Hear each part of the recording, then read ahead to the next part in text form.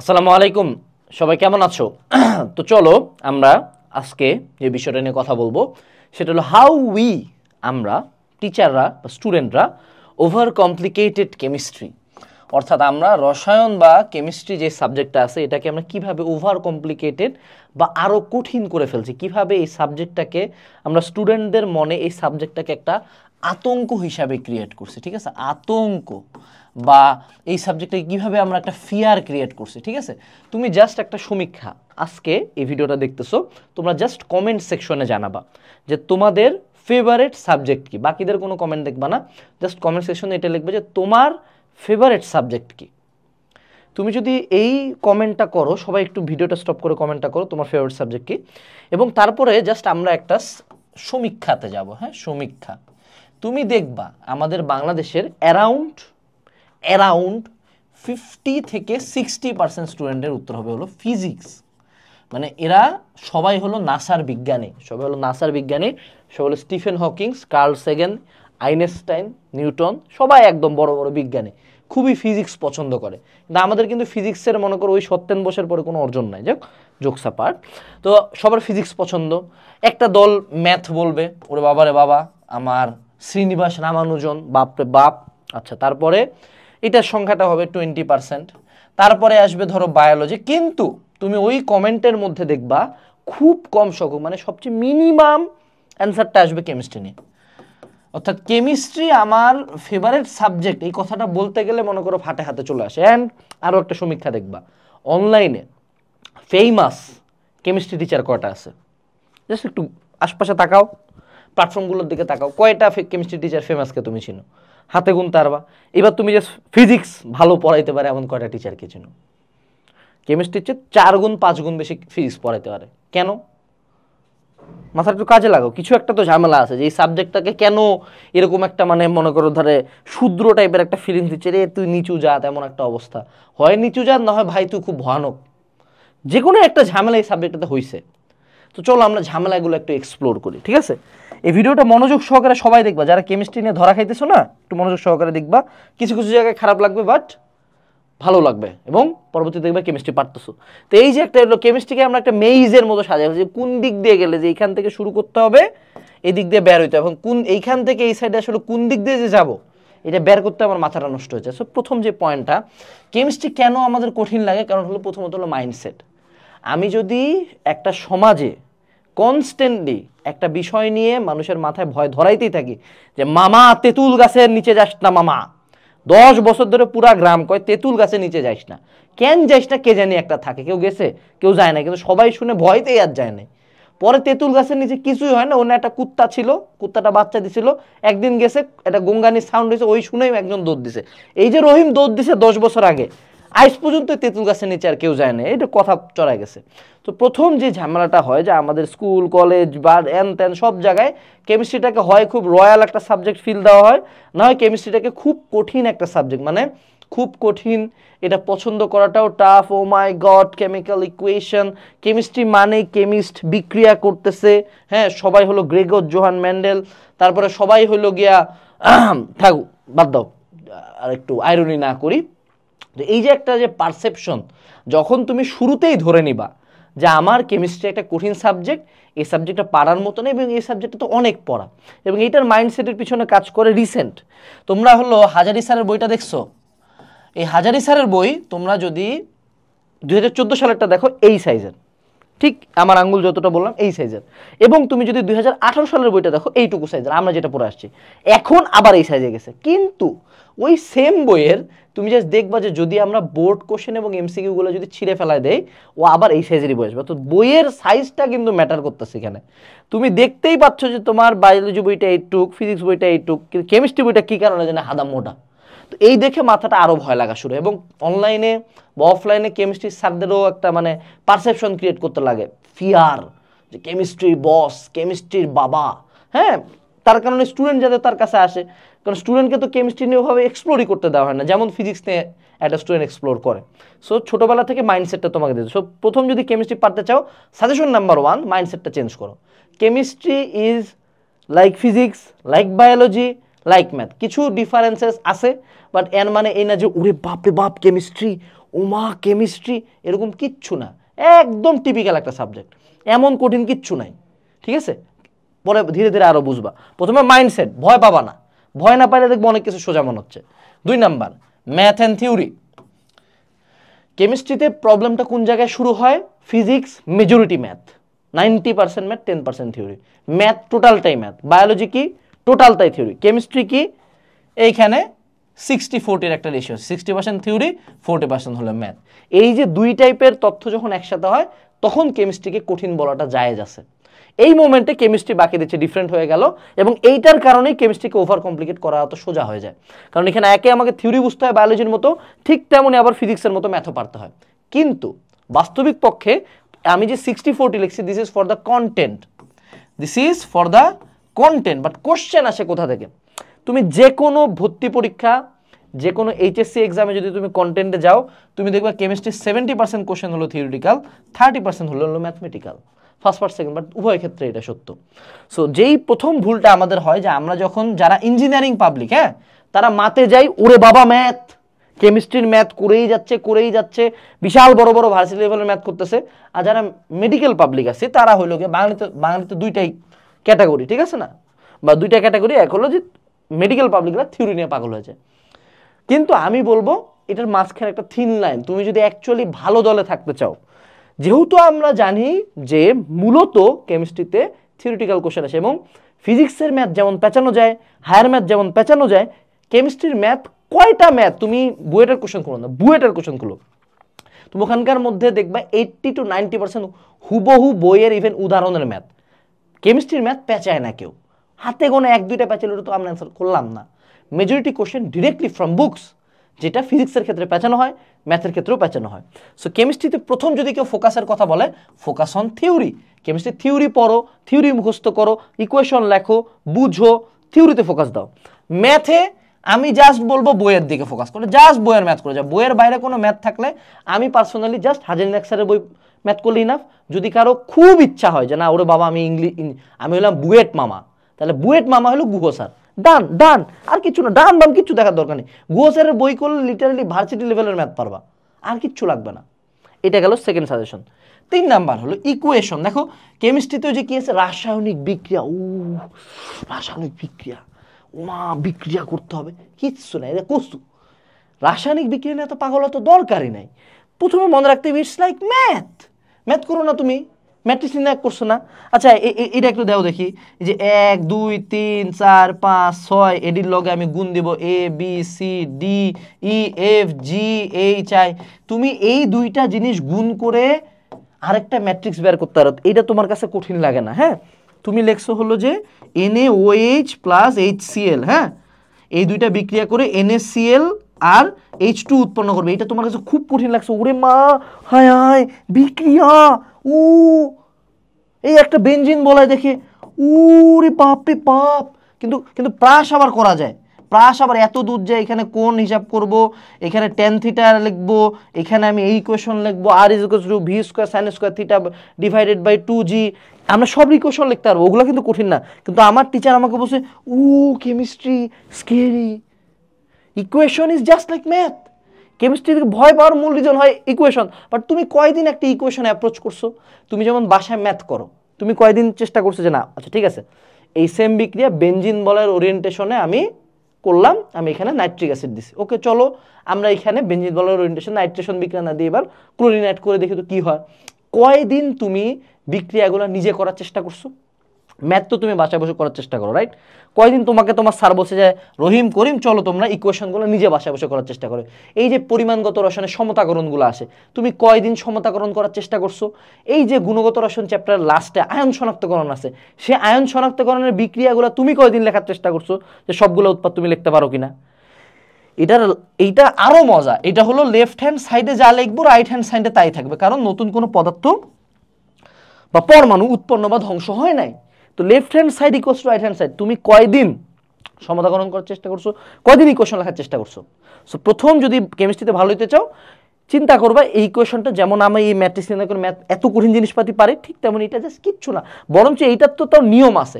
ওটার নিয়ম খুব সিম্পল, যে লেফটে যা থাকবে রাইটেও তো থাকবে, কিছু জাস্ট রুলস অনুযায়ী কিছু উৎপাদ আসবে। যেমন এটা আমি কি দেখলাম, অ্যাসিড ক্ষারের বিক্রিয়া, এখানে একটা লবণ আসবে, পানি আসবে, এই তো এরকম কিছু শর্ত থাকবে, একটু কমপ্লেক্স হবে, বাট আমি যদি প্র্যাকটিস করি আমি ইকুয়েশনগুলোও পারবো। ঠিক আছে, ইকুয়েশনকে ভয় পাওয়ার কিচ্ছু নেই, equation is just like math, ওটাকে ম্যাথের মতো চিন্তা করবা। এরপরে all in all, jack of all trades, master of none. আমাদের বাঙালিদের মাথায় ঢুকায় দেওয়া হয়েছে যে কেমিস্ট্রি পড়া মানে সব পারতে হবে, মানে chemistry first part second part মিলে 10টা চ্যাপ্টার আছে, 10টা চ্যাপ্টারে তুমি পুরো গোট হবা, এবং এক একটা চ্যাপ্টারে তো 200+ টপিক্স, রাইট? সো তুমি যদি 200 টপিক 10টা চ্যাপ্টার দিয়ে দাও, তার মানে 2000 টপিক তোমাকে পারতে হবে। মানে সবাইকে হইতে হবে হলো কেমিস্ট্রির টিচার সৈকত আব্দুল্লাহ ভাই, হ্যাঁ, সবাইকে সব টপিক পারতে হবে, মাই গড।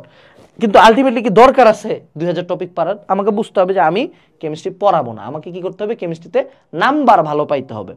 অ্যান্ড সবচেয়ে মজার কথা সেটা হলো কেমিস্ট্রির 50% টপিক থেকে যে কোনো ভর্তি পরীক্ষা, যে কোনো এইচএসসি, যে কোনো কলেজের পরীক্ষা, যে কোনো কোচিংয়ের পরীক্ষায় 80% টপিক আসে। আমি তোমাকে জাস্ট একটা উদাহরণ দেখাই, জাস্ট একটা ডেমো দেখাই, হ্যাঁ? চলো আমরা জৈব যৌগ দিয়ে দেখি। এই যে জৈব যৌগ দিয়ে, কোথায় গেল, এই যে এইটা হলো জৈব যৌগের একটা অ্যানালাইসিস, ঠিক আছে? একটু চোখ দিয়ে দেখো, হ্যাঁ, এই যে জৈব যৌগ শুরু হয়েছে। এইখানে টোটাল এই যে আমাদের বোর্ড পরীক্ষায় পাশ করার জন্য সর্বাধিক কোশ্চেন আসছে কটা টপিক থেকে? জাস্ট 20টা টপিক থেকে সর্বাধিক প্রশ্ন আসছে। তারপরে সেকেন্ড স্টেপের কোশ্চেন আসছে 35টা থেকে, এবং যদি একেবারে কেউ বোর্ডে প্লেস করতে চাচ্ছে মাত্র একবার করে কোশ্চেন আসছে 50+ টপিক থেকে। কিন্তু তুমি বলো তো জৈব যৌগে কত টাইপের বিক্রি আছে? নিয়ারলি 200। কিন্তু কেউ যদি এই 20টা টাইপ সবচেয়ে এক্সপার্ট থাকে 20টা টাইপে, তার আর এক্সট্রা করে কিচ্ছু লাগতেছে না। তো তোমার যে এই যে একটা মাথার মধ্যে একটা ফেক ধারণা দেওয়া হয়েছে যে তোমাকে সব পড়তে হবে, সব পারতে হবে, এমন কিচ্ছু না। কেমিস্ট্রির ক্ষেত্রে মেইন ব্যাপার হলো যে, যেমন ধরো গুণগত রসায়ন, তোমাকে সোডিনজার ইকুয়েশনের প্রতিপাদন জানতে হবে না, তোমাকে জানতে হবে কি তুমি রিডবার্গ ধ্রুবকের ম্যাথ পারো কিনা, তোমার হইল গিয়া দ্রাব্যতার গুণফল পারো কিনা, তোমাকে দ্রাবক নিষ্কাশন সম্বন্ধে তো ভালো জানতে হবে না, দ্রাবক নিষ্কাশনের ম্যাথও করতে হবে না, তুমি দ্রাব্যতার গুণফলের ম্যাথগুলো পারো কিনা, অদক্ষেপ পড়বে কিনা, এই টাইপের ম্যাথগুলো পারো কিনা, কোয়ান্টাম সংখ্যাগুলো পারো কিনা, 4টা নীতি পারো কিনা, বোর পরমাণু মডেল এবং রাদারফোর্ড পরমাণু মডেল পারো কিনা, শেষ। জাস্ট এই যে 5টা টপিক বললাম, তুমি আমাকে একটা বোর্ড কোশ্চেন এই 5টা টপিকের বাইরে আনা দেখাও, একটা অন্য কোথাও কোশ্চেন এই 5টা টপিকের বাইরে দেখো, পাবা না, সব এখানকারই। তাহলে এর বাইরের টপিক কি পড়বো না? না, পড়বো অবশ্যই, বাট ওই 5টা টপিকে আমাকে এক্সপার্ট হইতে হবে। তুমি যদি এক্সপ্লোর করতে চাও, তুমি যদি এফোর্ট দিতে চাও, ওই 5টা টপিকে দাও। জৈব যৌগের ওই 20টা টপিকে এক্সপার্ট হও, বাকি যদি 180টা টপিক থাকে জানার জন্য জানো, মোটামুটি পড়ো, বাট ওই 20টাতে এক্সপার্ট হও, তাহলে যখন পরীক্ষা আসবে ফাটাই দিবা। চলো এবার একটা প্রমোশন করি। বিভিন্ন জায়গায় সাইকেল পড়তেছো, এক অর্গানিক কেমিস্ট্রির জন্য 3000 টাকা দিচ্ছ। Let me ask you something, আজকে তুমি আমাকে 299 টাকা দাও, জাস্ট কেমিস্ট্রির একটা মাইক্রো কোর্স করো। আমাদের এখানে হলো সিয়াম, আশিক, দুজনই ভালো পড়ায়, তুমি চাইলে ডিসক্রিপশনে যে দুজনের ক্লাস দেখতে পারো। এখানে আমাদের টোটাল একাডেমিক ক্লাস থাকবে। ইন ডিটেল ক্লাস কি, ওই যে তোমার সার্টেন যে টপিকগুলো আছে, যে একটা দ্রাব্যতার গুণফলের উপর একটা আলাদা ক্লাস, ওদেরকে পড়বে কিনা, বা ধরো সমতাকরণের একটা সেপারেট ক্লাস, এরকম ইন ডিটেল ক্লাস আছে। ম্যাথ সলভিং, ওই যে ম্যাথ নিয়ে বললাম, ম্যাথ সলভিং এর উপর আলাদা ক্লাস থাকবে, এবং সব শেষে অ্যাডমিশনের এমসিকিউ নিয়ে সেপারেট ক্লাস থাকবে। So total academic admission MCQ actually, so total একটা কম্বাইন্ড সলিউশন। অনেক জায়গায় অনেক টাকা দিছো, একটু জাস্ট কিনে দেখো, ডেসক্রিপশন থেকে একটা কোর্স কিনে দেখো, তোমার যখন যেখানে আটকাবা, টোটাল এখানে 120 ক্লাস আছে, তোমার যা লাগবে যখন যেটাতে প্রয়োজন হবে সেটা তুমি এই কোর্স থেকে ক্লিয়ার আউট করতে পারো। আমাদের এরকম মাইক্রো কোর্স অন্যগুলো আছে, অন্যগুলো চেক আউট করতে পারো। এবার আসি আমরা প্রথম আরেকটা যে প্রবলেমটা, যেটাতে আমাদের কেমিস্ট্রি ওভার কমপ্লিকেটেড হয়েছে, সেটা হলো চ্যাপ্টার বিন্যাস। চ্যাপ্টার বিন্যাসটা কি, যে যেমন ফিজিক্সে হলো 24টা চ্যাপ্টার, বায়োলজিতে প্রায় 24টা চ্যাপ্টার, ম্যাথেও প্রায় 24টা, মানে আমার এক্সাক্ট নাম্বার অ্যারাউন্ড 20+ প্রত্যেকটা সাবজেক্টেরই, তাই না? কিন্তু কেমিস্ট্রিতে করে চ্যাপ্টার, কেমিস্ট্রিতে হলো 10টা চ্যাপ্টার, তাই না? এখন 10টা চ্যাপ্টারের মধ্যে কিছু চ্যাপ্টার তো হুদাই, যেমন ফার্স্ট পেপারে ল্যাবরেটরি নিরাপত্তা, এটা মাগনা, কর্মমুখী রসায়ন হুদাই, এবং সেকেন্ড পেপারে অর্থনৈতিক রসায়ন, অর্থাৎ 3টা চ্যাপ্টার মাইনাস। তাহলে আমার চ্যাপ্টার থাকলো কয়টা? 7টা চ্যাপ্টার, এবং এই 7টা চ্যাপ্টার থেকেই কিন্তু আমার পুরো জীবনের যত পড়াশোনা সব আছে। তো যখন একটা স্টুডেন্ট দেখতেছে বাকি সবগুলোতে 20টা, এখানে কেন 7টা, তার মানে এই সাবজেক্টটা তো ডিফারেন্ট, আরও একটু ভয় লাগে। এবং এক একটা চ্যাপ্টারে এমন পরিমাণে কন্টেন্ট ঢুকাইছে যে বাপরে বাপ, এক চ্যাপ্টার মনে করো স্যারেরা পড়াচ্ছে 2 মাস ধরে, তো স্টুডেন্টের তো ভয় লাগাটা স্বাভাবিক। ম্যাট্রিক্স স্যার শেষ করে এলো 1 সপ্তাহে, আর 2 মাস ধরে চলতেছে পরিবেশ রসায়ন। হ্যাঁ, আমাদের এই যে মিজান স্যার দিনাজপুরে পড়াইতো, পরিবেশ রসায়নের ম্যাথ করে যাচ্ছে, মানে একটা পর্যায়ে হুতাশ লাগা শুরু হয় যে ভাই আর কিছু নাই, আর কিছু পড়বো না। তো এই জায়গায় তোমাদেরকে একটা সাহসের কথা বলি, যদি বাস্তবিক পক্ষে যদি আমার মনে হয় গভর্নমেন্টের এদিকে তাকানো উচিত যে এই 7টা চ্যাপ্টারকে চাইলে 14টা চ্যাপ্টার করা যায়, চ্যাপ্টার সংখ্যা বাড়ায়।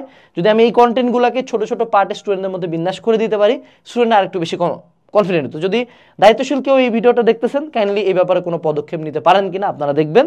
এবং 14 সালের আগের সিলেবাসটা যেটা হলো সৃজনশীলের আগের সিলেবাস, সেখানে কিন্তু এই বিন্যাসটা করা হয়েছিল, চ্যাপ্টারের সংখ্যা বেশি ছিল, পার চ্যাপ্টার কন্টেন্ট কমায় দেওয়া হয়েছিল। কিন্তু এখন চ্যাপ্টারগুলো অনেক বড় এবং চ্যাপ্টার সংখ্যা কম, যার কারণে ভয় লাগাটা খুব স্বাভাবিক। বাট এরকম কিচ্ছু না। আগে অন্যান্য সাবজেক্টে যেটা হলো ফিজিক্সের ধরো সেটা হচ্ছে আমি গতিবিদ্যা, নিউটনীয় বলবিদ্যা এবং কাজ ক্ষমতা শক্তি, এই 3টা চ্যাপ্টার ফিজিক্সের যদি আমি একসাথে করি, এবং ধরো সাথে সাথে ভেক্টর, এগুলো 4টা জিনিস যদি আমি একসাথে করে আমি যদি একটা চ্যাপ্টারের নাম দেই ক্লাসিক নিউটনিয়ান মেকানিক্স, হ্যাঁ, যেই চ্যাপ্টার হলো এটার আন্ডারে, সো ক্লাসিক নিউটনিয়ান মেকানিক্স একটা হবে। তারপর ধরো আমি পর্যাবৃত্ত গতি, তরঙ্গ, দুইটা মিলে একটা চ্যাপ্টার বানালাম। ওখানে যে সিনারিওটা ঘটতেছে না, আমি যদি মার্চ করা শুরু করি এক্স্যাক্টলি লাইক দ্যাট, এখানে জাস্ট এই কাজটা করা আছে। সো এইটা নিয়ে আলাদা করে ভয় পাবো না, এটা মনের মধ্যে ফিয়ার ক্রিয়েট করে, ঠিক আছে? আচ্ছা, এরপর ওরে বাপে বাপ, অর্গানিক কেমিস্ট্রি। অর্গানিক কেমিস্ট্রি মানে বাংলাদেশে যে কোনো একটা টিচার, যে কোনো teacher pick any single organic teacher, না কেমিস্ট্রি টিচার, সমার্থক হলো অর্গানিক টিচার। যে মার্কেটে যদি কেউ উঠতে চায়, যারে মনে করো কেউ চিনতো না, বুইরা বেটা, হ্যাঁ, ধরো কেউ কোনোদিন একে দেখে নাই যে কে এইটা, সে প্রথম মার্কেটে এসে কি পড়াবে জানো? Organic chemistry.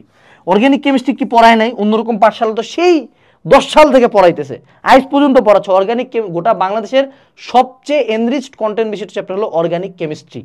কিন্তু বাঙালি সবচেয়ে বেশি ফেটিশ শো করে কোথায়? Organic chemistry. তোমাকে আমি জাস্ট ফেটিশের নমুনাটা একটু দেখাই।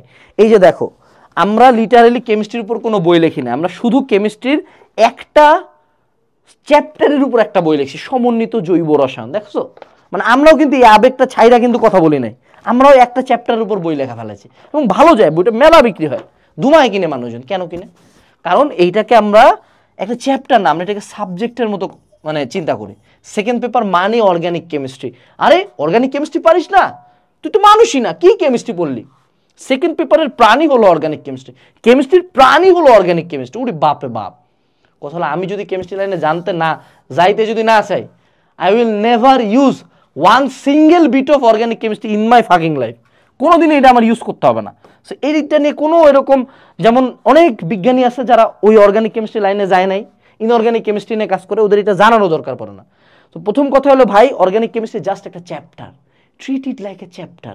জিনিসটা কেমন, আমরা যেমন বাঙালিরা কিছু সময় মেয়েদেরকে উড়ে আমার দেবী রে, উড়ে আমার গার্লফ্রেন্ড, মানে পাগলা হয়ে গেছে, হ্যাঁ, মায়া কিন্তু এটা দেখে আরো বিলা খায় যে চ্যাংড়া এত ছ্যাঁচড়া কেন, আরো পাত্তা দেয় না। ঠিক তেমনই এই অর্গানিক কেমিস্ট্রি কিনে পাগল হওয়া যাবে না। অর্গানিক কেমিস্ট্রি এমন কিচ্ছু না, সিম্পলি একটা chapter, treat it like a chapter. একটা পরিবেশন থেকে যেমন, ঠিক তেমন পরিবেশন থেকে 2টা কোশ্চেন দিবে, আবার এখানে দেখ সেকেন্ড পেপারে তোর 8টা কোশ্চেন দিবে। কটা? 8টা, ঠিক আছে, টোটাল 8টা কোশ্চেন দিবে। তো অর্থনৈতিক রসায়ন থেকে দিবে 1টা, বাদ থাকলো কটা? 7টা। চ্যাপ্টার আছে কয়টা? 4টা। গড়ে পার চ্যাপ্টার থেকে 2টা কোশ্চেন থাকবেই, 2টা কোশ্চেন প্রতি চ্যাপ্টার থেকে থাকবে। অর্গানিক কেমিস্ট্রি থেকে কখনো এমন হবে না যে 3টা কোশ্চেন দিয়ে রাখছে। ঢাবিতে কখনো এমন হবে না যে অর্গানিক কেমিস্ট্রির টোটাল থেকে 7টা এমসিকিউ দিয়ে রাখছে, কখনো হবে না। অন্যান্য সব জায়গায় এটাকে একটা চ্যাপ্টার হিসেবে ট্রিট করা হয়। আমাদের টিচার এবং স্টুডেন্টরা এটাকে একটা গোট হিসেবে চিন্তা করে। অর্গানিক কেমিস্ট্রি পড়ানোর সবচেয়ে বেস্ট ওয়ে বলি, ঠিক আছে? এদিকে তাকাও, এটা হলো সেই সমন্বিত জৈব রসায়ন বই। তোমাদের এই চ্যাপ্টার, এই সাবজেক্টটা নিয়ে একটু ব্যবসা যেহেতু আমি করব, আমি একটু বলি, জাতের একটা কিছু কিনো, হুদাই ভাইয়াদের ওই কি অর্গানিক কেমিস্ট্রি নোট মোট কিনো না, কোনো কামের না, হ্যাঁ, নোট পড়ে কিছু নতুন কিছু নাই। এইটার দিকে তাকাও, এই যে এখানে যে টপিকগুলো দেওয়া আছে, পার্ট 1 গুরুত্বপূর্ণ থিওরি এবং অক্টেন নাম্বার কত কত সালে কোন কোন জায়গায় আসছে, তার পরবর্তীতে প্রতিটা জায়গায় কোন কোন সালে এখান থেকে কোশ্চেন আসছে, কোন কোন সালে এইখান থেকে কোশ্চেন আসছে। এই যেটা রুয়েটে 15 সালে আসছে, এটা রুয়েটে সালে 15 সালে আসছে। এই যে তোমার প্রত্যেকটা টপিকের পাশে এইচএসসি এবং অ্যাডমিশনের টপিকগুলো যে লেখা যদি থাকতো, তাহলে তোমার কেমন লাগতো? এবং একটা বইয়ের মধ্যে তোমার পুরাতন হাজারি, নতুন হাজারি, বাজারে যত রাইটার আছে, যত রাইটার, সেগুলোর এইচএসসি লেভেলের কোশ্চেন, স্টার ভাবে মার্ক করে দেওয়া আছে এভরিথিং। অর্থাৎ একটা অর্গানিক কেমিস্ট্রি যদি ভালো মতো অ্যাকচুয়ালি পড়তে চায় কেউ, তার টার্গেট হওয়া উচিত খুব সিম্পল। সিম্পল টার্গেট কি, যে আমি যখন পড়বো আমি জাস্ট জানি যাতে কোনটা লাগবে কোনটা লাগবে না। এই বিন্যাসটা অর্গানিক কেমিস্ট্রিকে একটা ফিল্টার দিয়ে যদি তুমি করো, অর্গানিক কেমিস্ট্রি যদি 10 লিটার হয়, ফিল্টারিং করার পরে মাত্র 1 লিটার তোমার কামের জিনিসপাতি বের হবে, ঠিক আছে? তো ঠিক তেমনই অর্গানিক কেমিস্ট্রির ক্ষেত্রে আমি সাজেস্ট করবো পার্সোনালি সমন্বিত জৈব রসায়ন বইটা পড়ার জন্য। তুমি চাইলে ডেসক্রিপশন থেকে এই বইটার বেশ কিছু পেজ ফ্রিতে পড়তে পারো, ডেমো লিঙ্ক থেকে ওই সেম লিঙ্কে অর্ডার করতে পারবা, ঠিক আছে? এটা গেল অর্গানিক কেমিস্ট্রি। আচ্ছা, এখন আমরা চলে আসি আমাদের আগের পার্টে। আচ্ছা, এইখানে আমাদের আরেকটা কি ছিল হলো, সেটা হলো ওন ট্রায়াল। আচ্ছা দেখো, তুমি নিজে ফিজিক্স করার চেষ্টা করো না, ফিজিক্স পড়ার চেষ্টা করো না, ফিজিক্সের ভিডিও দেখার চেষ্টা করো না। তুমি কয়দিন কেমিস্ট্রি নিজে পড়ার চেষ্টা করছিলা? কয়দিন একটা বিক্রিয়া লেখার চেষ্টা করছিলা? কয়দিন কেমিস্ট্রি থিওরি বোঝার চেষ্টা করছিলা? কয়দিন নেটে তুমি তো এইচসি ভার্মাকে চিনো, তাই না? তুমি তো ফিজিক্সের সবাইকে চিনো। ও মাই গড, বাঙালি হলো সবাই সত্যেন বস আমরা, ঠিক আছে? কিন্তু কয়দিন কেমিস্ট্রি নিয়ে তুমি 2টা ভিডিও দেখার চেষ্টা করছো? করো নাই। কেন?